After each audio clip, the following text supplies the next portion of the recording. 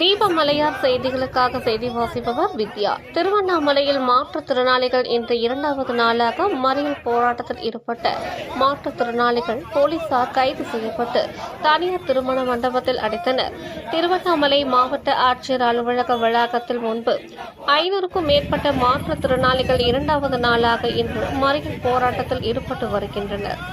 ஆந்திரா மாநிலம், பாண்டிச்சேரி மாநிலம், தெலுங்கானா மாநிலம் உள்ளிட்ட மாநிலத்தில் மாற்றுத்திறனாளிகளுக்கான உதவித்தொகையினை 6,000 முதல் 16,000 வரை மாத உதவித்தொகை வழங்கி வருகின்றன.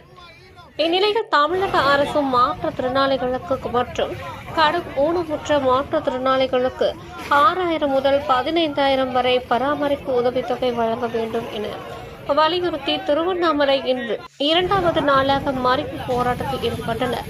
பாதுகாப்பு பணியில் ஈடுபட்ட போலீசார் மாற்றுத்திறனாளிகளின் கைது செய்து தனியார் திருமண மண்டபத்தில் அடைத்தனர்.